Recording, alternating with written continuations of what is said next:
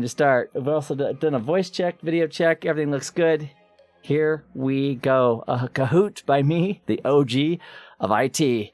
IPv4 and Subnet related. 3, 2, 1. And here's your first question. It is multiple select, and the question is this. And it's double points. Which IP addresses would be matched by this route in the routing table? 120 seconds on the clock. Good luck, everybody.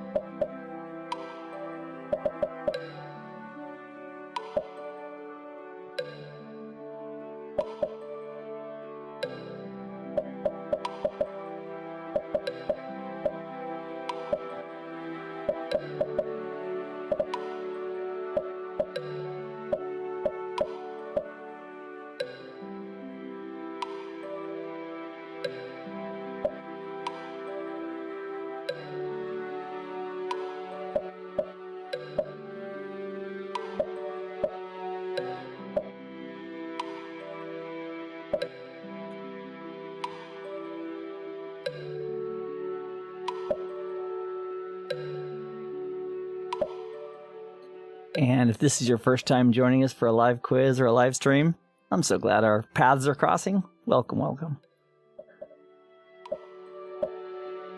Thanks, Loom, for texting in the game pin code. I appreciate you.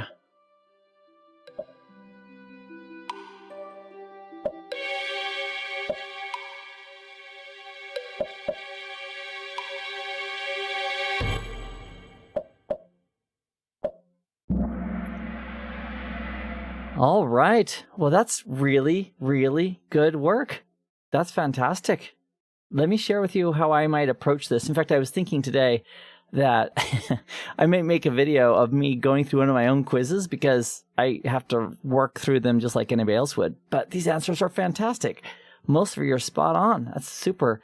So I would do something like this. I'd say, as far as the routes that match, I would say something to the effect of, okay, well, this is a /28. So for the fourth octet, 128, 64, 32, 16, 8, 4, 2, and 1, 1, 2, 4, 8, 16.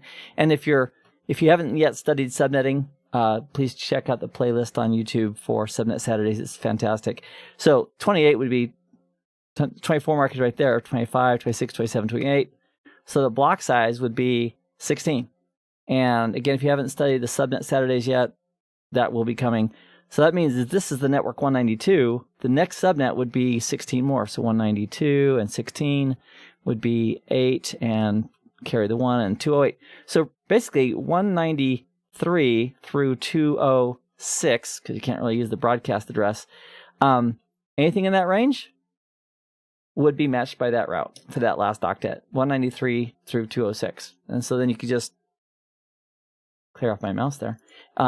Grab the answers that are within that range. And a lot of you did great. I am so impressed. Rockin'. Now, the way this works is the faster you answer a question correctly, the more points you get. All right, so keep up the great work. And Rational Eagle is on top, followed by Social Lobster and Arctic Badger in third. That's only the first question, though. There's several more to go. There's like 12 total questions. Okay, let's imagine you want a subnet and support 30 hosts on a given subnet. What is the optimal mask to support just 30 hosts, meaning the longest mask, and supporting 30 hosts at the same time?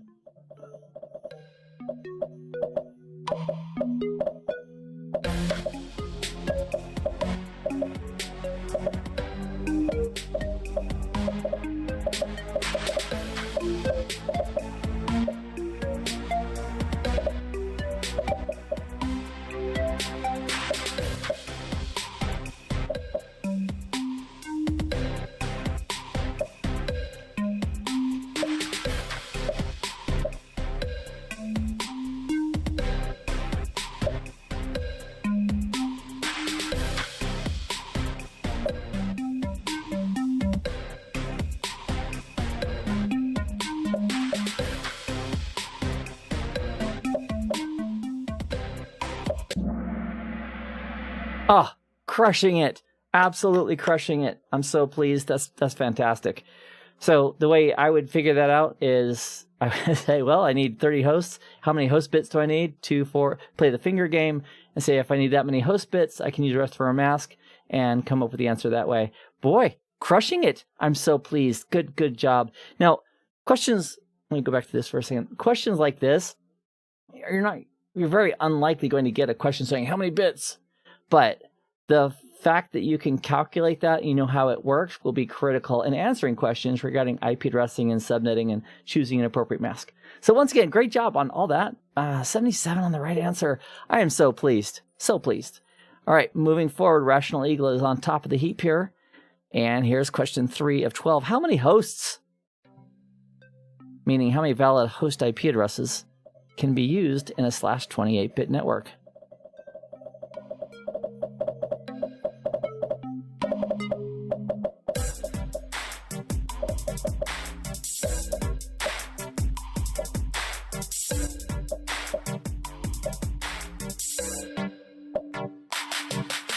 And I'm going to take one off the table here. It is not 16. I feel you, Mo. Press the wrong color. Happens. There's more questions are coming. And Antonio, if you want to jump into the quiz, you can just open up an app or a browser to kahoot.it and join the game pin, or use the game pin in the bottom right-hand corner. Feel free to join us live. Converge World saying, what's up with the media being used here? These are game show hosts. Sometimes I have to make the jokes just for me. So those are game show hosts. And I asked the question about how many hosts in a /28. So if we have a /28, that would imply that we have 29, 30, 31, 32, 4 host bits. So 2, 4, 8, 16 possible combinations. One of those is the subnet, one's a broadcast, and that leaves us with the answer of 14. All right. You guys did great. Guys, gals, everybody, fantastic work. Let's continue this game. I'm very impressed. And let's click on next. And here's question 4 of 12. Multiple select. And this is double points. Which IP addresses would be appropriate for hosts in VLAN 10? But Keith, I thought VLANs were layer 2 things. How does that work?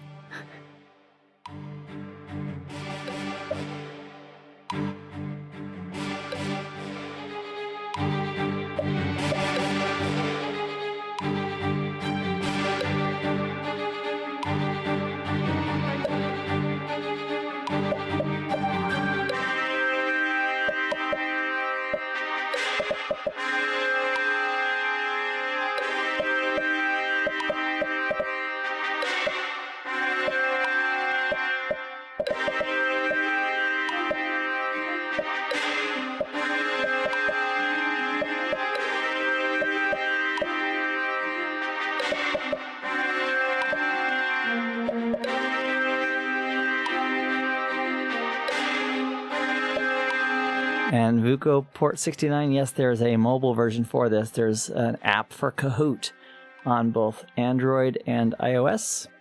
You can get that from the Google Play Store or the Apple Store, depending on your platform. And you can launch it right from there.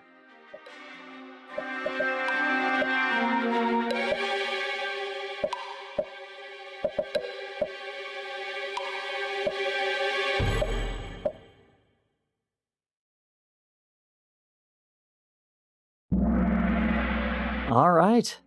Well, we have a lot on the correct 2 answers. Let's talk about why that's true. And let's also talk about, for a moment, let's talk about VLANs. Now, VLANs are not a new construct. We learned about those pretty early on in our CCNA studies. A VLAN is a layer 2 broadcast domain. And then what the heck is this? This is called an SVI, a switched virtual interface. It's like a logical layer 3 interface that kind of lives in that VLAN. How do you know which VLAN it lives in? Based on the interface name. So interface VLAN 10 is a layer 3 interface that gets a layer 3 IP address that lives in the layer 2 VLAN of VLAN 10. And then if you have 100, well, you won't have 100 clients here, but if you have, if you have clients in the subnet, they could use this IP address as their default gateway to get off that local network. So as far as which addresses would be appropriate, this is 192 is the mask. So if we did 128, 64, 32, 64. Don't climb, Keith. 128, 64, 32, 16, 8, 4, 2, 1. This is to get my brain going. And then if we have a 192, that'd be boom, boom, like that. And so this is the 4th octet we're looking at. And this is a fast way of doing it based on going through the Subnet Saturdays playlist here on YouTube. And so basically that is the 2 bits around. So the block size is 64. So the subnets in that last octet are going to be 0, 64, plus 64 more, 128, plus 64 more, etc. And basically this device right here with .100, so the range here would be 1 through 62, and this would be 65 through 126, and then blah, blah, blah, 128, 129 through the next, up to the next subnet. So .100 is in this subnet 64. Let me make sure my math is right. Yeah. And so basically any host that had the last, what octet are we in? Yeah, last octet of 65 through 126. And I think I just botched that. Well, what's my question? Which IP address would be appropriate for host in VLAN? Anything ending in... Oh, yeah. I was looking at this number. So 65 through 126, we got that guy. I was looking at the 192 thinking, what? And then this guy. This guy. Look at that. That happens to be the beginning and the end of the range. And the other two, this guy's too high. And this guy, 129, is also too high. So that's why the 2 answers that are correct are correct. And it all comes down to subnetting once again. So let me clear that off. And in the next Saturday, what we're going to do is I'm going to focus a lot of my attention in the office hour on Saturday at 10 a.m. on subnetting. So if you're studying subnetting, you have questions, please feel free to bring them. And I'd be happy to elaborate. But the course on YouTube is called Subnet Saturdays. What's it called? Yeah, Subnet Saturdays. It's a playlist that has 11 videos in it, and you can start with nothing and walk out very knowledgeable on exactly how to do it with subnetting for IPv4 just by enjoying those 11 videos. And those are all free. Okay, Social Lobster has climbed to the top, followed by Soaring Dolphin and Fearless Frog. Let's continue on. Here's question 5 of 12. Double points. I appreciate you being here with me today. What is the URL? Oh my gosh, these are randomized. I promise I didn't know that was coming next, or otherwise I wouldn't have said it. Oh, I don't think I gave away the answer. Good news. Also, if you're really quick, you could go to my channel and find out that you could test these links real quick.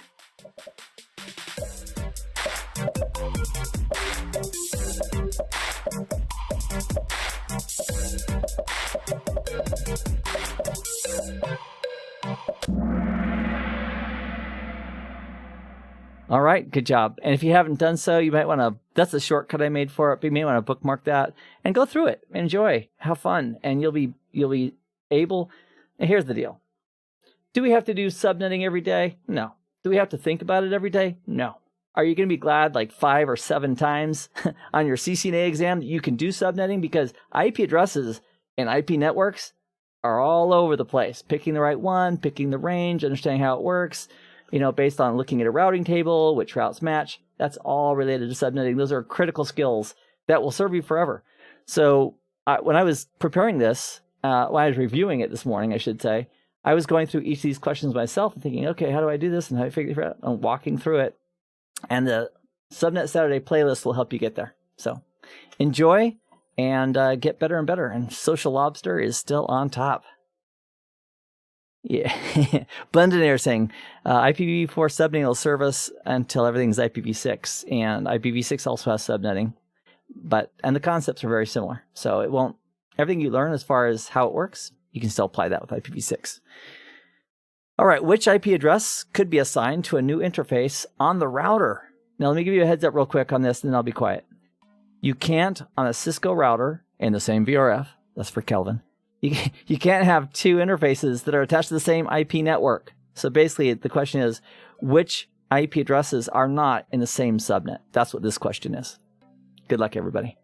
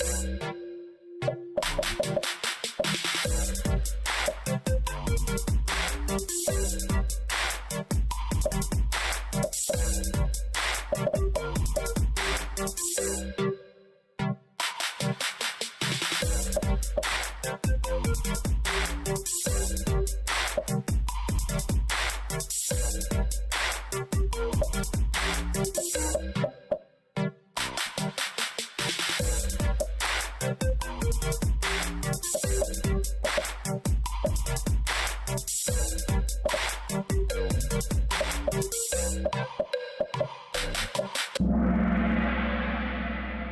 right, we got a lot of people on the right answer. That's fantastic. Which IP address could be assigned to a new interface on the router? And let me share with you my insight of how I would approach this exact question. So let me bring out my pen real quick. I would say something like this. Well, this is the routing table, so that's a network, 10.67.80.0 with the /27-bit mask. I'd do this. Also, if you're taking the exam online, you get a little notepad, sort of like a paint program almost, that lets you type and put things in. I have a separate video on that as well.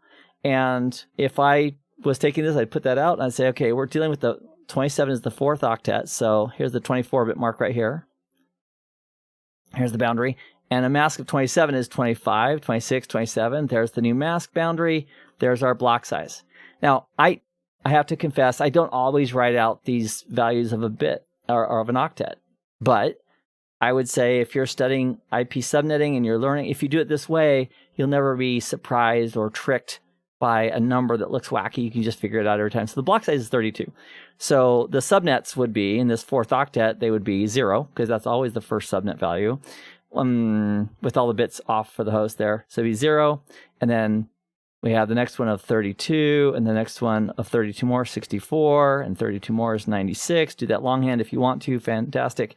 So this route is right here. So the 10.67.80, I really don't care about those first 3 octets. I'm really just focused on the last one here. The range would be for 0 through 31. That would include the network address space and the broadcast. This would be through 63, which includes the network and the broadcast. And that would be through 95. You with me? So basically, if it's saying which IP addresses could be assigned to a new interface, it'd be one that's not in the current subnet. So I'm looking for anything that's not ending in 0 through 31. So that's a winner right there. And that's too low. Boom. And this one right here is too low, same subnet. And any of these is not true. So that's how I would resolve that.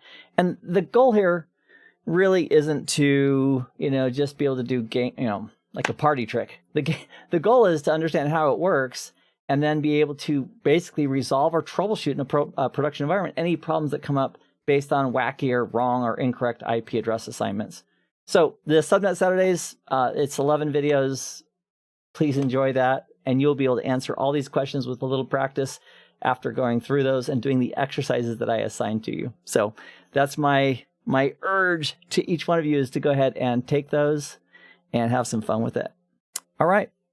Next question. Scoreboard, Social Lobster, still crushing it, followed by Soaring Dolphin, Fuzzy Bunny, Fuzzy Macaw, and the Diplomat Lemur. Great names. Question 7 of 12, starting with the /22. I'll let you read the rest. I'll go quiet for you. Good luck.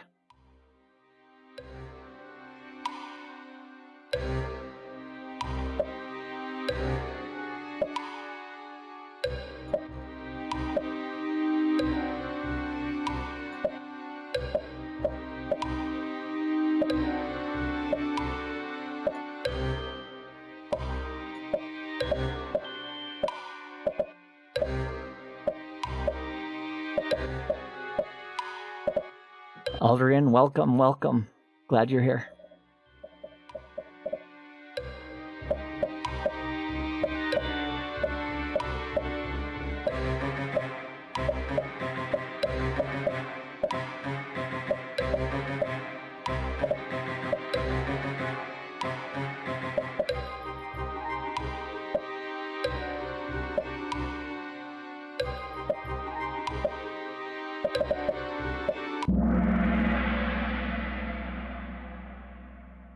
All right. In the chats, I've got some bots that are working for me that are hiding any kind of language or other issues or challenges. So please refrain from doing anything that would get my bots angry with you, because if it shows up enough, I'll have to click something myself. All right.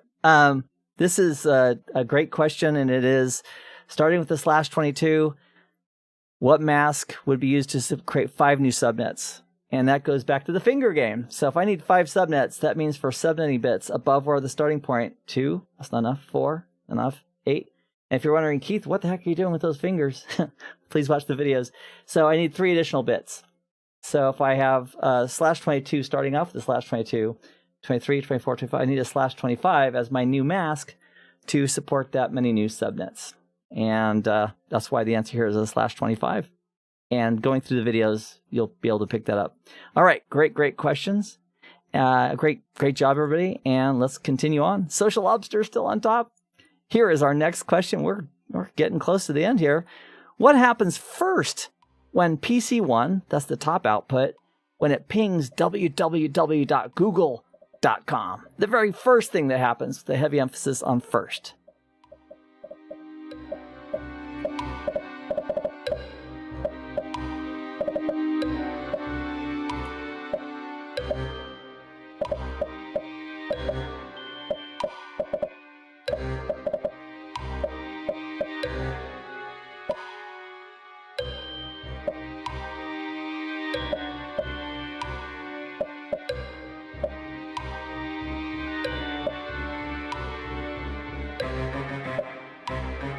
I feel you, Blendinator, saying it's too bad you can't change your answers in Kahoot. I hear you.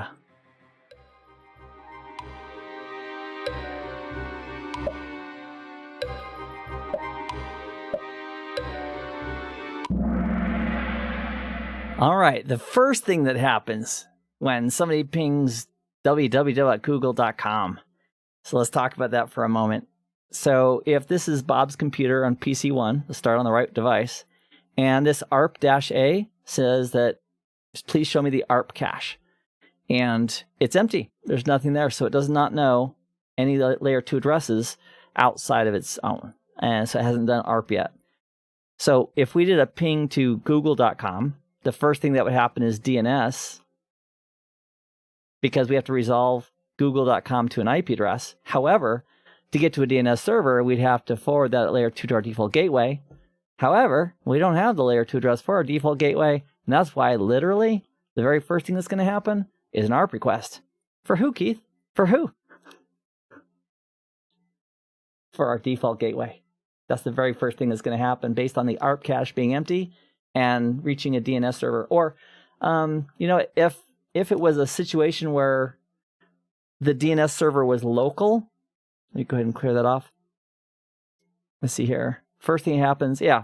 So the answer I'm looking for was ARP. So it'd be either be an ARP for a local DNS server or ARP for our default gateway. Either way, it's going to be an ARP because the ARP cache is empty.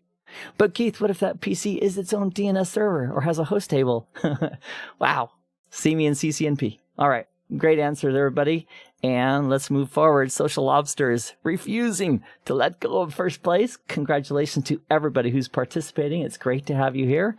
Here's question 9. Bob is on PC1. If Bob pings PC2, what is true about the ARP cache, which is currently empty? What's going to happen with that?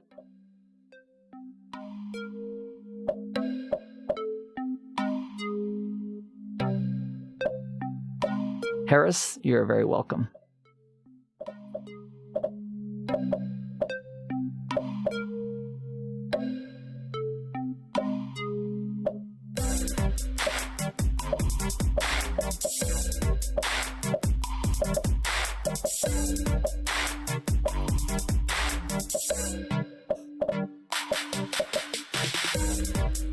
And red is not a correct answer. Or we take one off the board. Also, Jeffrey is asking about a good subnet calculator practice site, and there is there are a couple great ones. I would ask you to post that on the Discord server. I know Morgan had a really good recommendation. I don't want to misspeak what that URL is. So post that on the Discord server and you'll get some great examples and resources.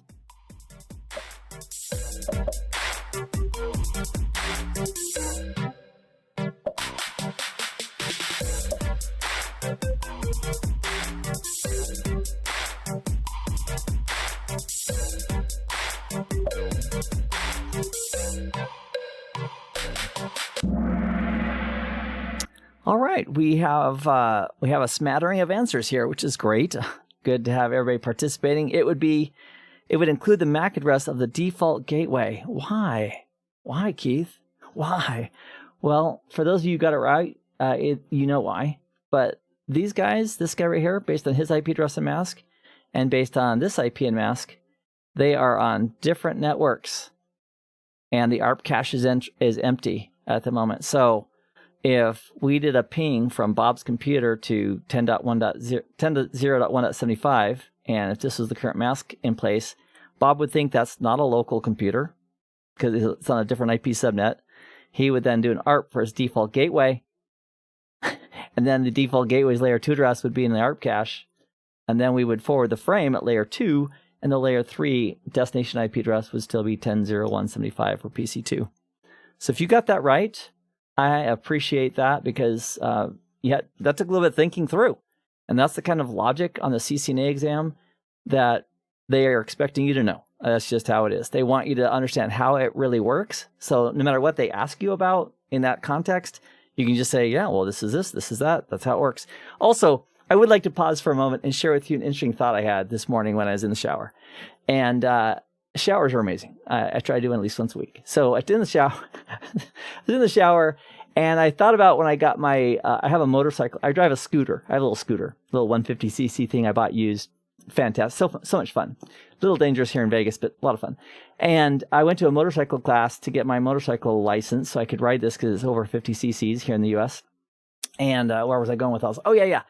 As part of the this 2-day class to get my motorcycle permit that just gets added to my driver's license, they had us as a group go to the whiteboard and draw a picture of a scenario where there might be a problem. And so it was great because we were engaged. We were drawing this picture like a curve or sand on the road or somebody who had just stepped out across the corner. And the goal was to help us become more aware, to really get like what we should be aware of as we're driving. And I became a much better driver in a car also, just by being more aware with the 2-second rule and the 4-second rule about looking ahead, what could happen, what might happen, giving myself an escape route by planning on it. I thought, what is the correlation here? What is that like for a CCNA student or a CCNP student or somebody who works with networking? And the correlation there is lab it up. Lab it up. Because you're going to discover so many things when you lab it up, like whether it's virtual router redundancy protocol or HSRP. When you lab it up, think, oh, that doesn't work the way I thought it was. Or, oh, that's how that works. Or, all these, like OSPF. Why can't I route? Why can't I forward a packet? Do I have default information originate? All that stuff gets reinforced every time you lab it up, especially when stuff doesn't work. So my encouragement is, just like in the motorcycle training, they had us do scenarios. I would encourage you to do those scenarios in Packet Tracer. It is free. I use a lot of other tools. Those are not needed for CCNA. All you need is the free Packet Tracer. You go to netacad.com, sign up for a free account, download the Cisco Packet Tracer software. Runs on Mac and Windows. They also have a mobile version, but it's kind of tedious.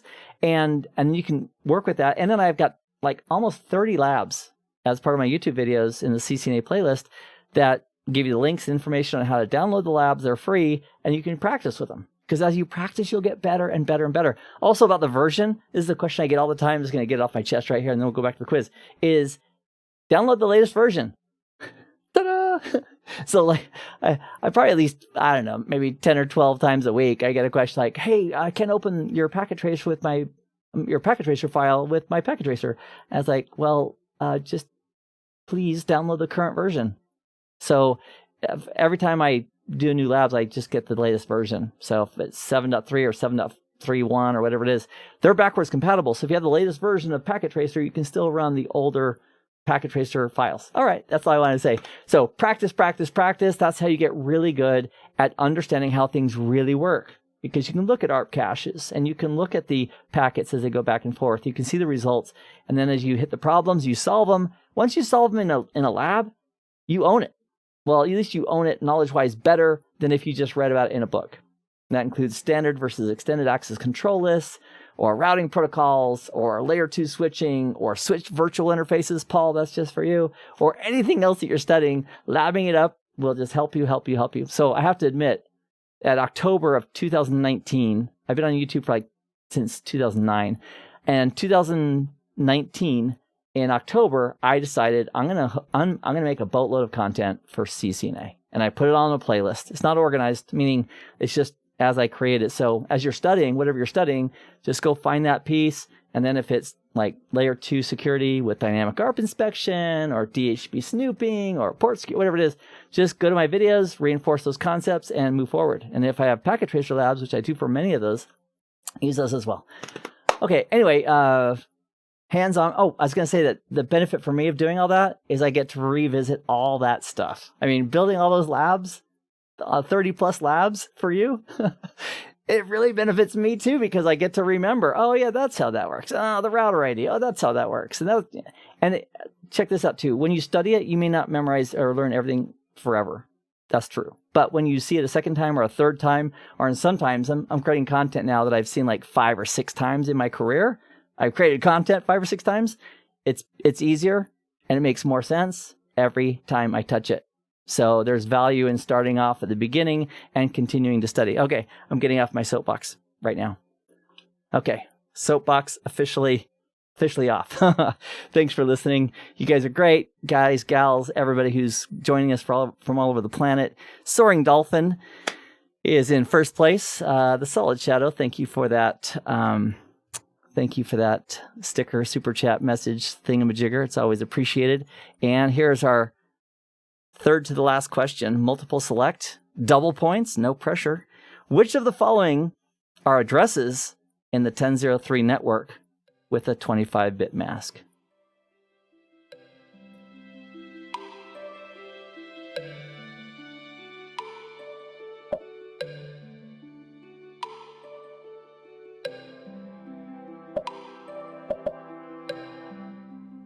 And Umair, there will be more packet tracer labs.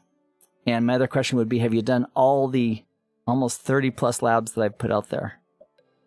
If you have, go ahead and DM me directly in Discord and let me know what topic you'd like. And I'd be happy to create another lab for the community based on the topics you'd like. Oh, that's great, Umar, thanks. Yeah, send me a recommendation of what you'd like to see and I'll build one because I love it. I love building new labs.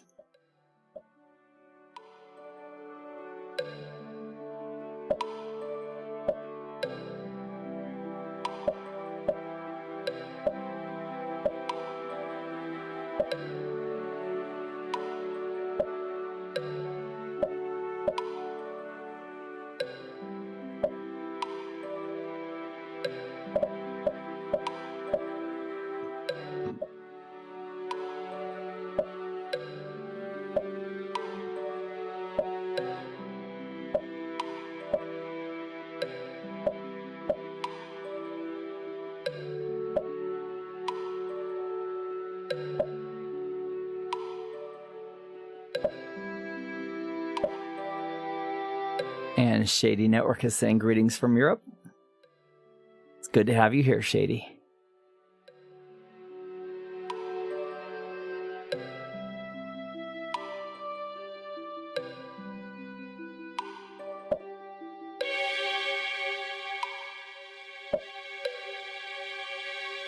And Ahmed, you're very, very welcome.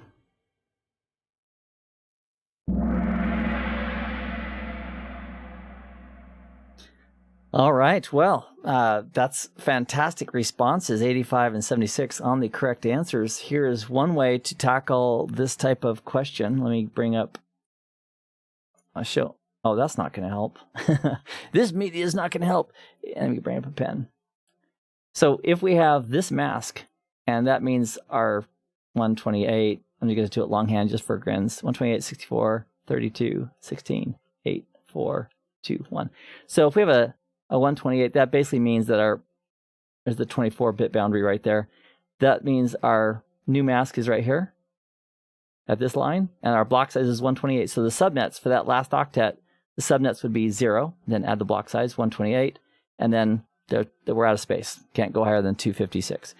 Well, 255 is the broadcast address. That means for subnet 0, the range would be 1 through 126 for valid host in that subnet. And for 128, it would be 129 through 254. So which of the following are addresses in this network? This is the 0 network. So anything ending in 1 through 126 would be a winner. Anything higher than 128 would be a loser. And I put the ranges there just to kind of keep people thinking. So even if anybody chose like a set right here, this guy, that's not the complete range of the subnet. That's just a range of addresses that are in that 0 subnet or that first subnet. All right, great job. Let me clear that off. And, Soaring Dolphin, Fuzzy Bunny, Social Lobster, Diplomat, Lemur, and Fearless Frog in the top 5. All right, here we go. Oh, Carlos, I feel you. All right, multiple select, double points. What other addresses are on the same exact IP network as the computer with this IP address? There are 2 correct answers on the board. Good luck.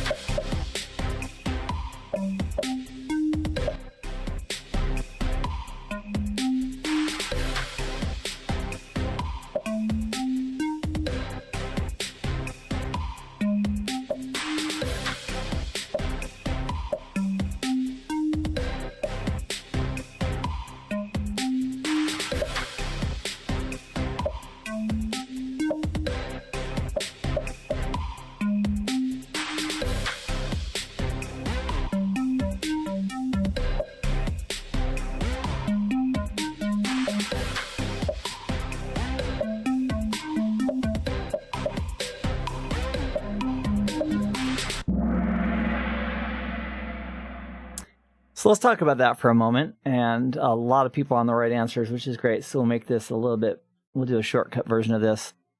If this is the mask right there of a 23, so that would be in the 3rd octet, and 128, 64, 32, 16, 8, 4, 2, 1. You don't need to do this every single time, but in the exam environment, if you put that little table up once and just keep bringing it back, it stays there between questions. So you can just put it up and then work off that as a visual. So with the /23, we're in the 3rd octet. So that's 17, 18, 19, 20, 21, 22, 23. There's our new mask ending point. There's the block size. So our subnets for the 3rd octet, this is important to remember, the 3rd octet are going to be 0. Then you add the block size. And 2, and 4, and 6, and 8. Just keep adding 2, 2, 2 as your subnet. So if this guy is on, I'm going to do a little bit of shortcut. If his IP address is 35, and all the subnets are even numbers, which they are, there's going to be subnet 30, and subnet 32, and subnet 34, and subnet 36 dot, 0. So the ranges for these puppies would be 30.1, and that would go all the way up to 31.255 would be the broadcast. I'm going to leave that broadcast there just for grins. And then for this guy, he'd be 32.1 through 33.255 being the broadcast address. And I realize you can't assign that specific one. And so basically what we're doing is if this computer is 35, which I didn't go high enough, so let me do 34.1 through 35.255. So basically it's on this subnet, this computer is. So the number would have to be 34 in the 3rd octet, 34 or 35. So you just that's a 35, that's a 34, and that's too low. and that's too high. And that's one way of getting to the answer. Now, I have seen people who just say, oh, you'll just get IPv4 subnetting after a while, just like that. And the answer I want to share with everybody who's more normal is no, you won't. Because most people are not going to just pick it up like that. Now, if you work with it every day and doing IP address management and everything else, you might have the ability, if you're just working with it all the time, to have it almost be second nature. But for a CCNA person, or for a person like myself, who I don't work with IP subnets in detail every day and memorizing, I have to revisit it. So I just start off with the bits in the octet. Where's the mask? What's the block size? What's the range? And it only takes a few seconds, and then I can answer any question based on that if that's what's being asked of me. So I teach you that technique in the Subnet Saturdays so you can learn it too, and you can always get it right. And if you, at some point, like my wife, she sings, or used to sing when Cirque du Soleil was performing. They're shut down for a while now with everything that's going on, but she sang at Mystère for over a decade. She sang at O, and what was I going to talk about? Oh, she hasn't. Oh, she's gonna. This isn't negative. She, in her mind, when she's driving or thinking about maps, she can see that stuff in her head. Like, I can't. Like, I'm gonna get down to Decatur, make a right. I'm gonna make another right on whatever it is. I'm thinking about, like, I can't do that, but she can. She has a whole map in her head, and so she'll see a map like one time, and she'll just remember it and visually put herself in space wherever that map is. That's why she's handy for directions in a car. But I don't, and so everybody's different. My point is, we're all different as far as learning. And if you want to learn a technique that consistently works, join me for Subnet Saturdays. If you make the decision, I'm not going to learn IP subnetting, it will harm you in your IP networking career, in your networking career, IT career. So take some time, watch the series, learn it, come to the office hour, and if you have questions, and we'll brush up on it together, and enjoy. It's a valuable skill, important to have. I've said my piece. All right. And hopefully my wife will forgive me for that. Anyway, she's got a map in her head. It's incredible. Okay. Fuzzy Bunny's on top. And here's the next question. It's the last one too, by the way. What is the best way to configure IPv4 addresses for hosts and make sure that they have addresses in the correct subnet so you don't make those mistakes about assigning an IP address in the wrong subnet?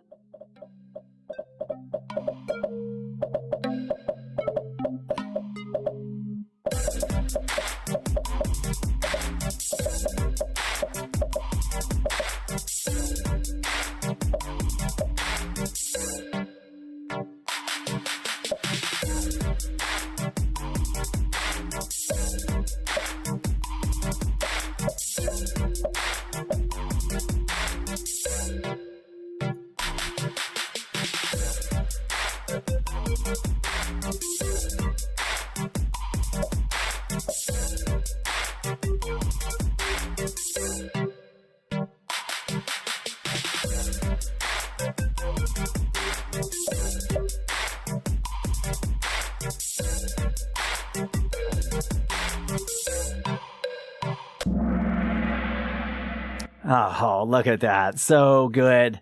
So darn good. Whew, I'm so happy. So let's take a look at how we did and who's on top for the IPv4 and subnet related questions 2020 November version. Social Lobster, third place. Soaring Dolphin, and the podium, please.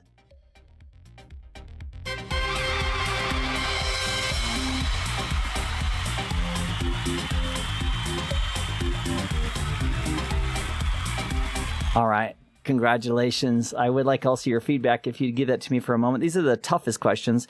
So in this exam, 45% of the answers were correct.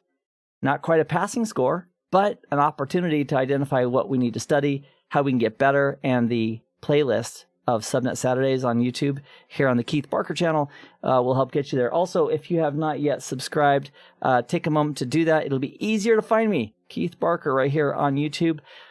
Most of you know me from CBT Nuggets as well. I also have some content over there, which is a paid service. But if you're pursuing certification or you want to learn new things and you have the desire to invest in yourself on that, you can always find me at CBT Nuggets as well. So these are the three toughest questions. And let me also get some feedback from y'all if you wouldn't mind. So in your app, if you're using the app or if you're using a browser, go ahead and give me that feedback. And Wow, I had a good time. Let me share with you real quick while you're providing that feedback what I'm working on. I'm just finishing up security core for the professional level at CBT Nuggets. And let's see, earlier this week, I worked on the web security appliance. Then I worked on the email security appliance. And now I'm finishing up a short little series on Umbrella, which is amazing. They've got a free tier too. So if you have people who want to protect themselves against a lot of malicious sites just by changing your DNS to a free DNS server managed by Cisco Umbrella, that's a good way to go. Anyway, there's some other videos out there on that. But anyway, that's what I'm studying right now. But the Umbrella, the commercial version, is what I'm teaching on. So thanks for that feedback. And let me also do this. Let me go ahead and bring over a Q&A window. And let me do this. We're going to jump into, I'm going to be in Discord in about, 15 or so minutes. If you want to join me there, it's the CCNA voice channel. And sometimes we hang out for a long time. Today, I've got about 15 to 20 minutes that I can hang out there. If you want to join us, you're certainly welcome to do that. I think Kelvin will be there. Donald often shows up. He's amazing. Morgan often shows. So no requirement for anybody to show up. Just it's always amazing. All right. Shady's asking, can you make questions with fill in the blank in the new CCNA? Are there questions to fill in the blank? The new exam is fair. It's not a lot of fill in the blanks that I recall. I mean, they could change it from time to time, but most of it's like, I've got a question. They have 6 domains and the blueprint, which is produced by Cisco. And I've got videos on most of those domains. It's not an end-to-end coverage here on my YouTube channel, but it's got a lot of it. And they're going to ask you questions like, what static routes would you add to make this scenario work? So you don't really have to type it in. You don't have to type in the name of the command. You don't have to memorize the show command. But if they show you a show command and they ask you details about the results of this show command, you would want to be able to answer that. And the best way to get there is hands-on labs, practicing and becoming familiar with it. Just like me learning how to be more safe on a motorcycle by preparing. The best way to prepare for CCNA is hands-on practice with Packet Tracer, which is absolutely free. Also, if you have questions for me directly right here for a few minutes, just put an @Keith Barker in front. It makes it easier for my eyes to find that. And, oh yeah, Balahi is saying I've worked on Umbrella, and it's just awesome. It is. Truth be told, I've heard of Umbrella before. 2 years ago at Cisco Live, there was things on Umbrella, and they bought OpenDNS is basically what happened. But I never really dove into it until this week. And so the best way, let me share with you. I'm doing the same thing for that as I telling you to do for CCNA. First of all, I did some research on it. I read the documentation or some of it. I watched some videos on it. And then I went out and got an eval license for it, which is required if you want to use it. I got the eval license, started doing it. Then I'm going to make a policy. I'm going to set up the virtual appliance. Never done it before. Set it up. Oh, that's how that works. Oh, that's how that works. And it's important as a trainer to get that shizzle ready so that I can do that, understand it and teach it accurately. So anyway, that's the same thing I'm asking you to do with your CCNA or CCNP or Palo Alto or Checkpoint or whoever you're studying, is lab it up with whatever tools are within your reach to do it. And with Cisco, Packet Tracer is fantastic and it's free. All right, let's see here. And Ryan's asking, and does CBT Nuggets ever do coupons for personal? I've been at CBT Nuggets for eight years, since 2012, and love it there. Great team of trainers, great staff, great support, everything else. And I don't ever remember a coupon, but I do have a video that I just released last week that talks about some free content. So I'm taking sections of courses and making them free.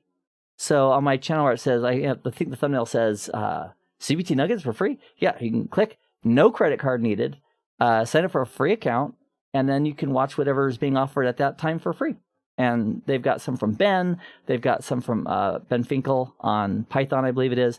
I've got some stuff there, a couple of different sections of videos, so people can experience this and enjoy it, and it won't cost you a dime. And if you get that free account, which I encourage you to do, I don't know that there's a link in this video, but if you do a search on my YouTube videos, there's one that says free CBT Nuggets, the link's there. If you sign up for a free account, then every time new content rotates through, you'll have access to that portion for free. So even though a course may be like 47 hours long or whatever, you get little chunks of it that are always fun to see for free. No credit card, no nothing needed. All right, let's see if there's anything else. Are you going to do any prep for the VPN CCNP exam? That is on my horizon. So at CBT Nuggets, I've created content along with a lot of other great trainers, including Knox Hutchinson, Jeff Kish. I'm leaving somebody out. Anyway, many other my brain. So I've done an RC Encore, Security Core, the SD-WAN solution course, and there's others on the list. And so VPNs is on my list as well. A lot of that is covered in Security Core, but more is coming in the VPN specialization. All right, I have a question, says Ahmed, about switches, but it might take some time. Yeah, Ahmed, the best thing for switching, if you have a detailed question, is join me for the office hour. If you're available, 10 a.m. Pacific time. So just go to a world calendar, depending on what part of the world you happen to be in, and find out what that time is for you, and just join us. It's on the Discord server every 10 a.m. Pacific time for free. And there's a special room called the Office Hour with Keith Barker. My goal there is to have time with you directly, take your questions. I usually have some routers and switches and everything dialed up and online, so we can actually show and verify whatever the concept or question is you have. So that might be a better option than texting, but you can certainly DM me. I'm always willing to respond to that as well. Okay, and let's see what else.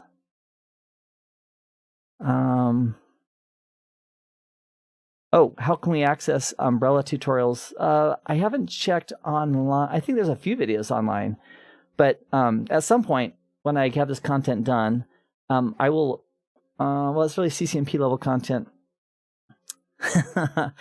Once that course is released at CBT Nuggets, it's going to be Security Core. You could sign up for a free trial, or you could, wait for a free trial, or just sign up for a subscription, and that way you could get access to it.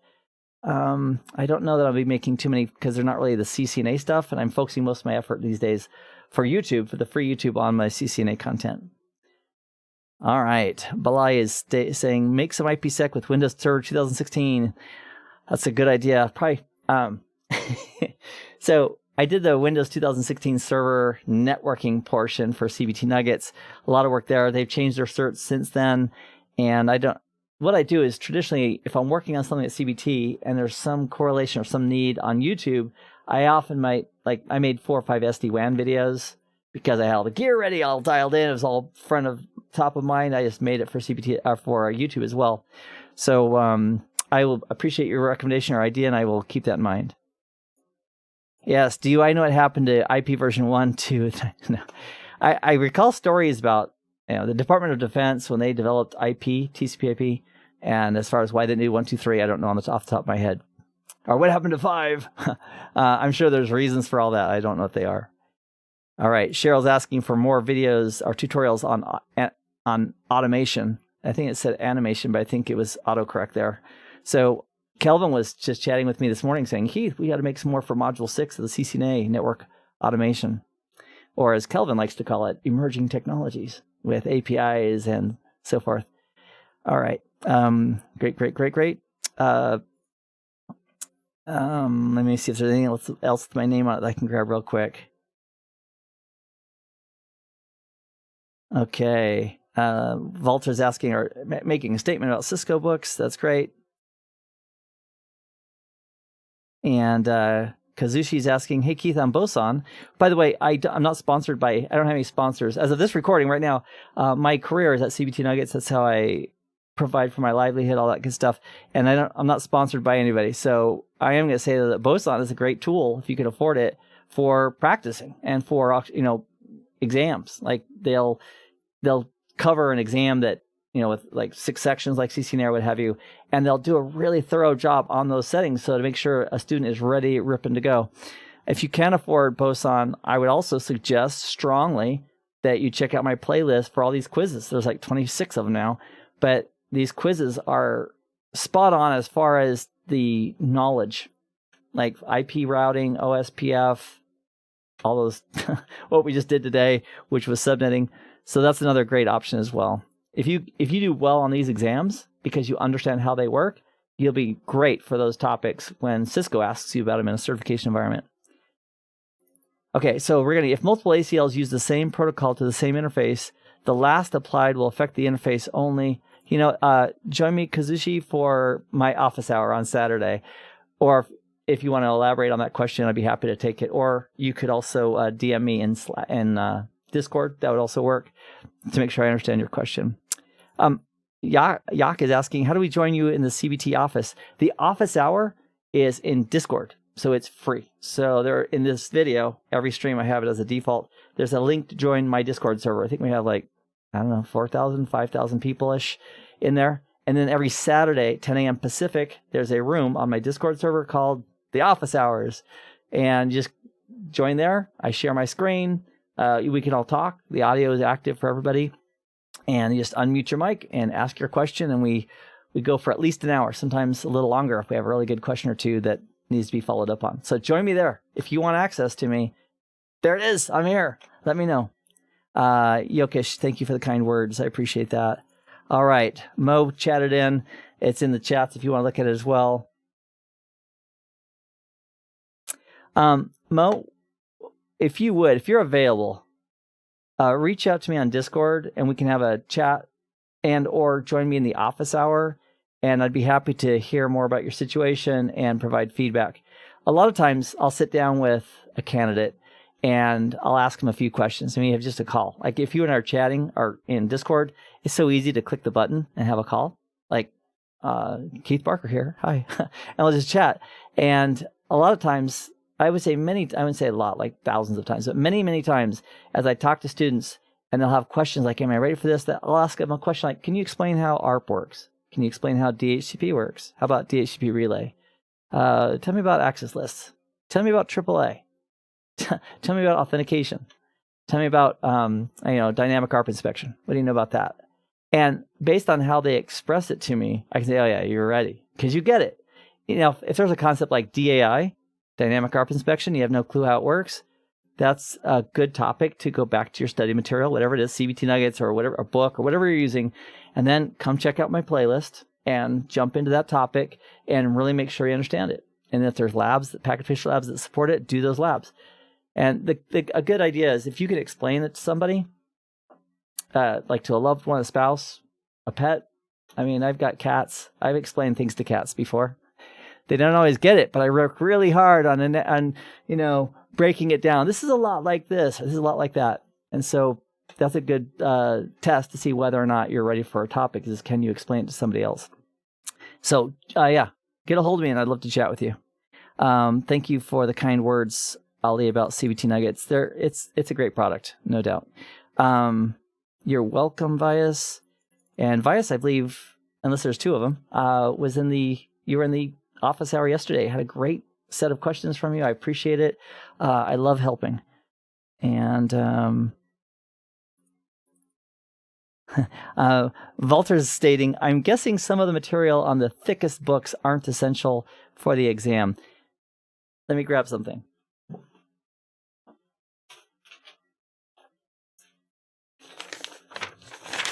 This is the CCNA blueprint from Cisco. I mean, it has the exam topics.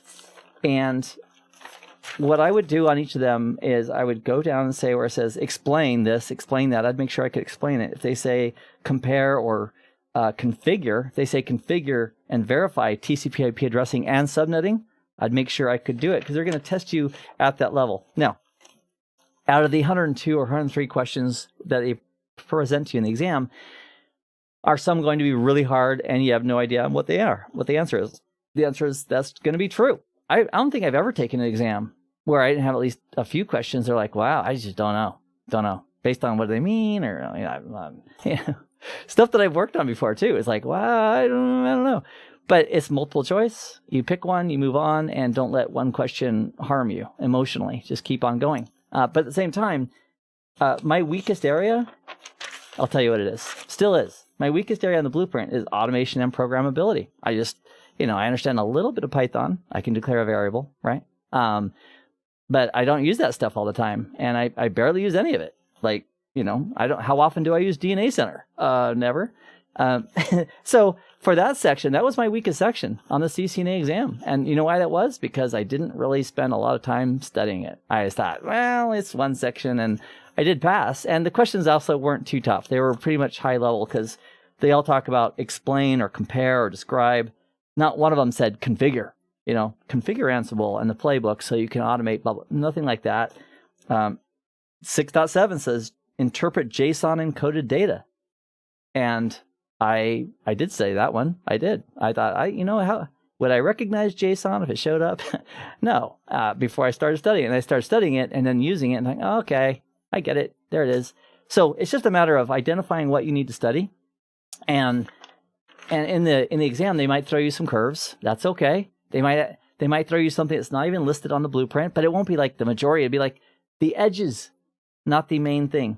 And so if you have a huge book, that's just, there's two really good books out there that I strongly encourage people to use if they have access to them. Todd Lamley's book, Donald, you've sold me. Todd Lamley's books are great. And also Wendell Odom's books, who I've worked with in the past, are great. Those two. One of those two. You don't probably need both.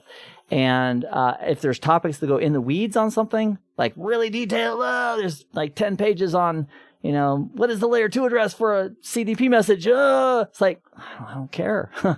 So I'm just saying that focus on the blueprint. Focus also on what's important there. What's the task that you're being asked about. And if you need a deeper dive, some of the authors are going to provide that deeper dive. But don't get lost in the weeds. For example, I know several items here. In fact, I was chatting with somebody yesterday, and they told me, oh my gosh, I overstudied this. Now, I will tell you this. He was ready. I mean, he had studied everything on the blueprint, and he had studied it well. And I'm not saying you shouldn't I kind of get what that is, and that's enough. You should study it to the point where you can explain it. If it says configure and verify interswitch connectivity, including trunk ports, 802.1q, and native VLANs.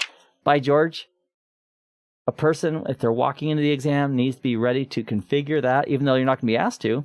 They might do show commands, and then based on this, what's going to happen, and you'd want to be ready. All right, so as far as the big book, you don't need to read the whole book from cover to cover. The way I use a book is I go to the parts that I want to study on or a deeper dive, and I go deeper into those details. That's my own personal thing. Muebles, Meubles, my pronunciation is probably not adequate, so welcome. Asking, would Wendell Odom's CCNA cert book, is it enough?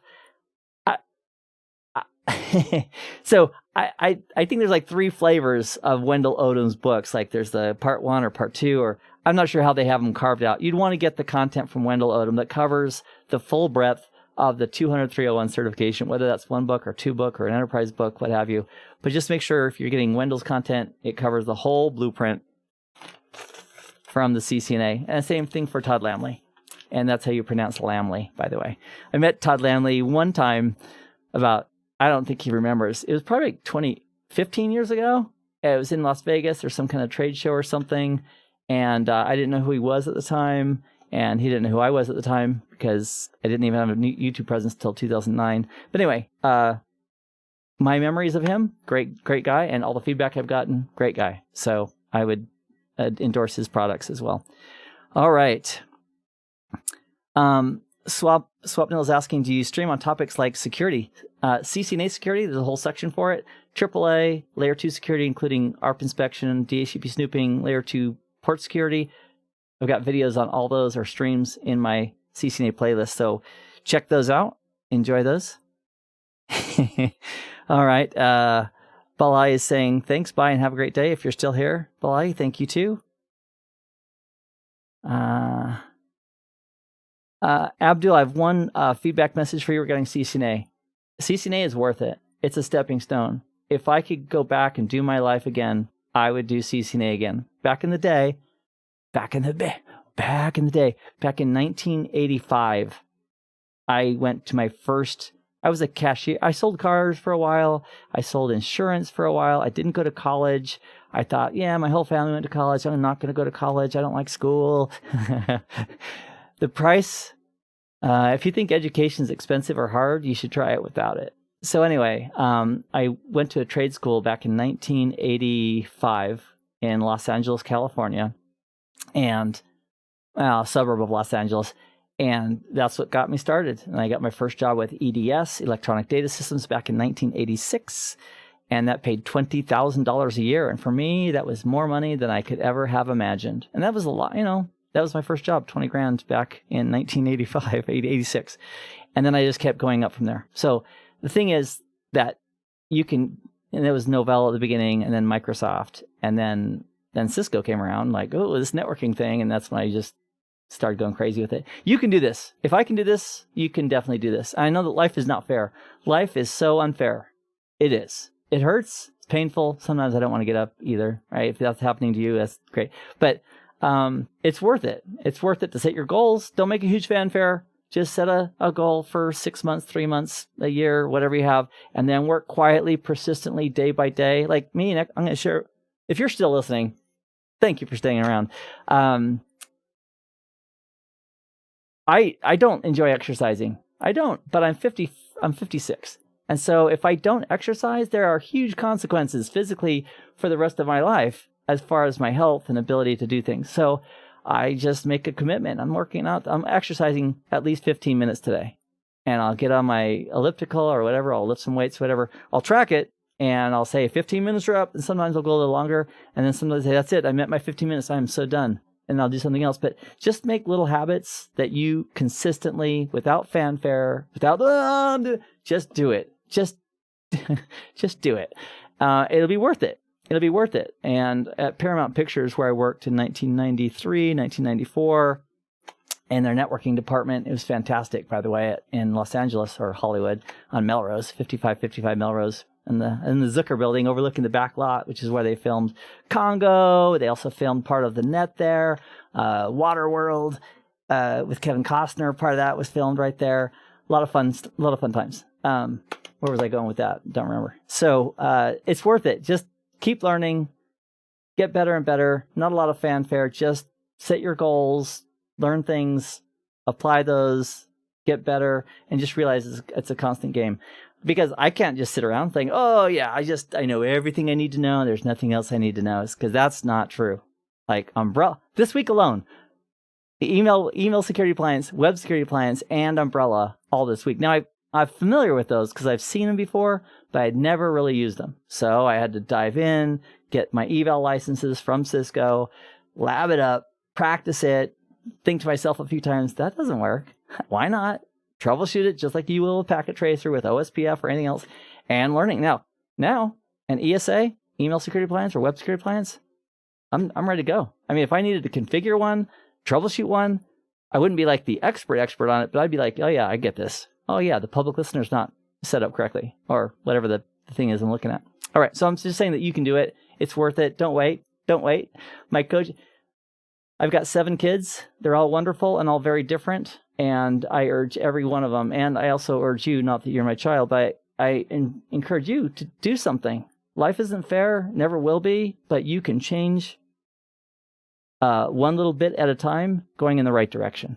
And some people start out at the top, and some people start at the bottom, and somebody starts in, people in between. You can do this. And that's why I'm offering my time on my office hour, these quizzes, to help anybody who wants to put in the effort and do a little bit better and keep on going. Because it's not easy, but it's worth it. All right. So that all started off with Abdul's question about, or Walter's question, somebody's question about having a book. Do I need to learn all of it? And I just went on a huge tangent. Let's see here. Let's see what else there is that I can grab that might not be so long-winded on my part. Just started the CCNA journey, says Ahmed, a week ago and committed to finishing it within 4 months. Fantastic. Way to commit. Let me know how you're doing. Let me know how I can help. And don't stop. If the world says, don't listen to them. That's all I have to say. If you have people that support you, like I do, like this channel does, like my Discord server does, friends, family, loved ones, great. Latch onto those people and listen to them and don't let them down. For the rest of the world that might say, it's just tune that out. Be kind. I always like to be kind to everybody, but tune that out and just keep on going. Like I've had so many people in my life. I have a very fortunate situation, and I always have. I was raised by parents that were not wealthy. They didn't have money. My dad was a school teacher. He went to school. He got his degree, a master's degree, became a principal. Still made very moderate income my whole bringing up, and so I didn't have But I did have, fortune. I was fortunate. I was never abused as a child. I know some people are. I never had, significant challenges with just the basic needs of life. I know many people have. But I do believe that wherever we are, if we just make steps and keep on walking and keep on walking and keep on walking, no matter what happens, if we take 3 steps forward, we get knocked down a couple, keep on going. If it's 3 and 2 and 3 and 2 and 3 and 2, keep going. Just don't stop. I think it was Winston Churchill said, if you're going through heck, I think he used the word hell, but if you're going through hell, don't stop. Keep going through to get to the other side. Don't stop. That's Winston Churchill. All right. Have I ever heard of Christopher Langan, considered the smartest man in America with an IQ of 207, talking about binary logic? Yes, I have heard of that. I think it may have been you, Renato. Somebody commented on one of my YouTube channels or one of my YouTube videos saying, hey, check this guy out. I did watch a couple videos of his. I would have a word for everybody, not specific to Christopher Langan. Here, you ready? This is just totally Keith Barker coming at you, coming at everybody. If there is an organization or a person who is thinking that they should tell you how to live, or that their advice is the shizzle, it's the best, and you should be just following them, no matter if it's a person, an organization, always use critical thinking. That's all I'm going to say. Always. When a red flag pops up, in your mind, if a red flag pops up, follow the red flag. If there's a 1-star review, read it. You don't have to agree with it. But if you say, I'm not going to pay attention to 1-star reviews, I'm not going to pay attention to red flags. There are a lot of people in the world today, including myself. If we ever get a chance to chat personally one-on-one in a physical setting, I'd be happy to tell you my story about being misdirected, misled by people that I trusted for a long, long time. And so life's not fair. And I get that. And the lesson I want to share with you is anytime there's somebody who says this is the perfect way to do something, I just want you to always use critical thinking. Think through it. If red flags come up, consider that. Keep your friends close to you. Talk to your friends. And if there's a lot of red flags that come up, just run for the hills. If it's something that really wants to control your whole life and tell you what to do and how to think. Okay. All right. I'll probably have to clip all this off at after this goes up on YouTube. We'll see if I do that. Mr. No Name, if that is your real name, is stating, I have a problem with subnetting. Will this affect my career or being able to get a CCIE? Yeah. If a person will never, it'd be very tricky to get a CCIE in enterprise routing and switching if you don't understand subnetting. So just go for it. Just learn it, practice it, and then you'll have that skill. You put that in your tool belt and you move forward, and one step at a time. So I wouldn't worry about CCIE yet if you're just working on your CCNA. If you're working on your CCNA, work on that. After you finish that, then take a look at what CCNP, if that's what you want to do. I would recommend it. And get a CCNP because that puts you head and shoulders above the CCNA crowd. Get some hands-on experience. Volunteer anywhere you can to get some hands-on experience. Practice with Packet Tracer. Make sure you know the technologies. Then when you get to the real world, you'll discover that, wow, the real world isn't just like what I did in Packet Tracer. Because guess what? In the real world, we're not bringing up brand new routers and installing routing protocols for the first time. We are walking into environments that are in the cloud. They're already in place. And our job is to tweak, tune, modify, and troubleshoot. But the concepts about how networks operate are the same, even though we can't physically see the gear. Okay, Kevin is saying, the cram is on for my MCSA on 7741. Really appreciate your work on the course at CBT. Oh, you're welcome. Yep. I can't answer that one briefly, so I will let that go. I haven't used NetBrain. I have not used NetBrain. I am.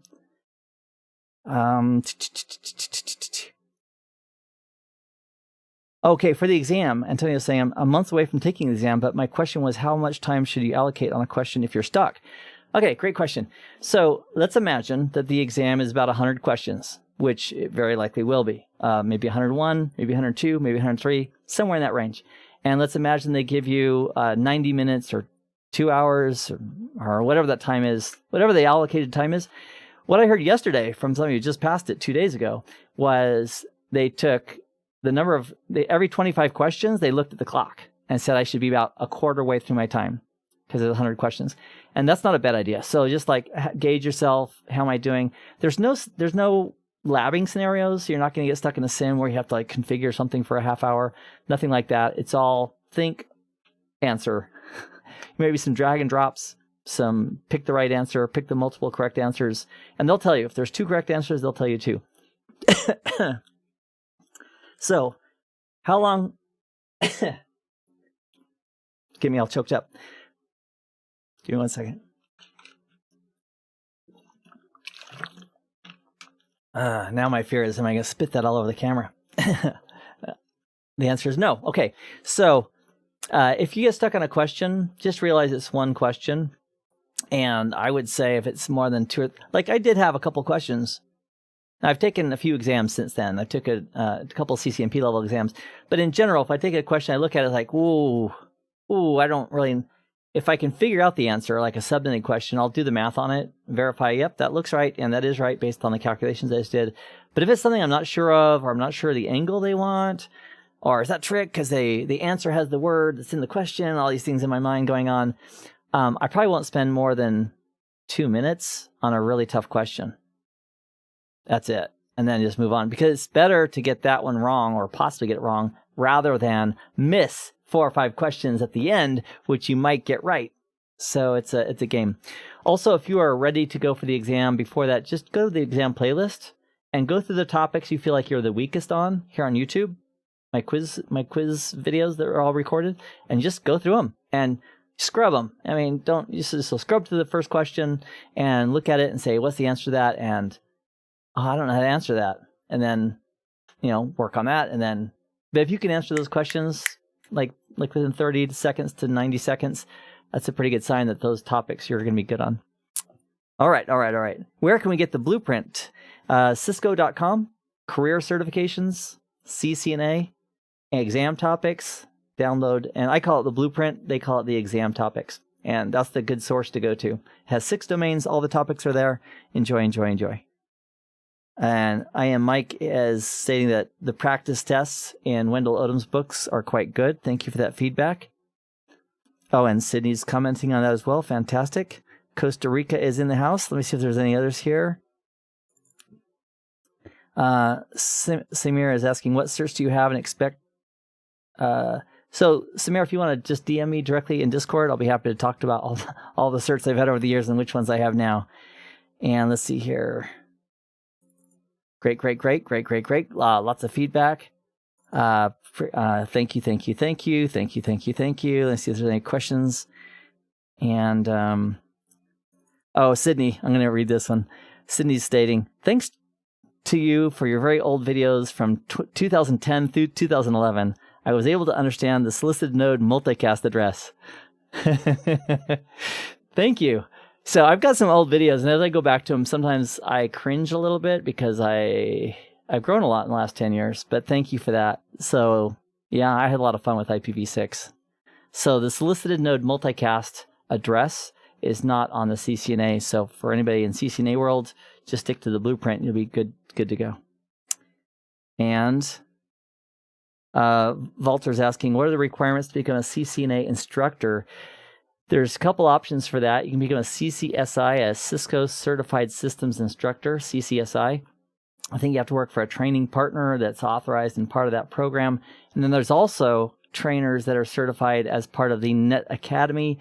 And I think they also have, I don't know if it's the same exact requirements or their own special or sub requirements, but when I did it, and I was a proctor for a while for other trainers, is you'd have to, there was a quiz, there was a test, a written test. You have to fill it all in, part 1.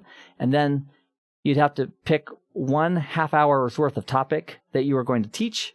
And then the proctor would get to choose another topic that you would teach. So in the morning, all the candidates would teach whatever they prepared. And then right before the lunch break, as a proctor, I would go to the trainers and I'd say, okay, I want you to teach spanning tree. I want you to teach OSPF. I want you to teach this or whatever.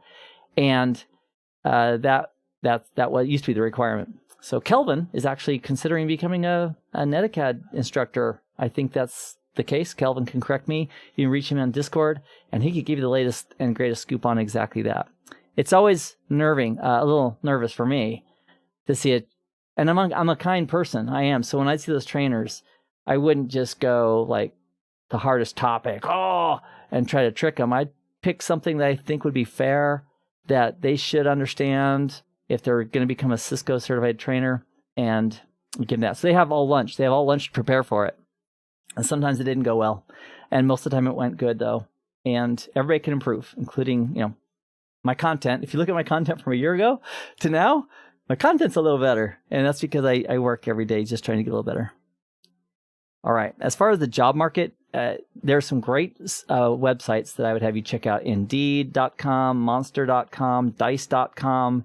Based on the part of the world that you live in, based on your zip code or city, they can show you what's in force, what people are looking for. At the beginning of our journey, you just need to get some hands-on, hopefully for money. And that may involve a service desk, also called a help desk. Maybe it's not glamorous work. Maybe it's rack and stack, where you get to put on headphones or earplugs and a jacket, and you have a stack of like rack-mounted servers in a data center, and they just tell you, put these here, and maybe you have to rack and stack for 6 months to a year. But while you do that, this is the secret, while you do whatever it is that may not be your dream job, become friends with those people who have the jobs that you would like to learn more about. And you're not going to replace them. You're not going to, but they can tell you what they do. Like if you work at Amazon Web Services and your job all day is just to cable things up in these blocks of switches with their proprietary software, maybe the guys above you are scripting experts. And that's all they do. They in their mind, they can just script all day and all night. So if you have any interest in becoming a scripter or learning how to script or becoming near their skill set at some point, maybe in a year or 2 years or 3 years, ask them, hey, if somebody wanted to start learning this, where would you recommend starting? Because a person like that, like me, for networking, for like the get in the weeds, like in the dirt. I'm going to say CCNA is in the dirt. I mean, we are talking about the infrastructure, the underlay, how routing protocols work, how all that works. You could chat with me and say, Keith, what do I need to know? And I'd say, start with the blueprint. And then I could be very direct about, oh yeah, don't worry about this. Don't worry about that. Don't worry about this. Focus on this.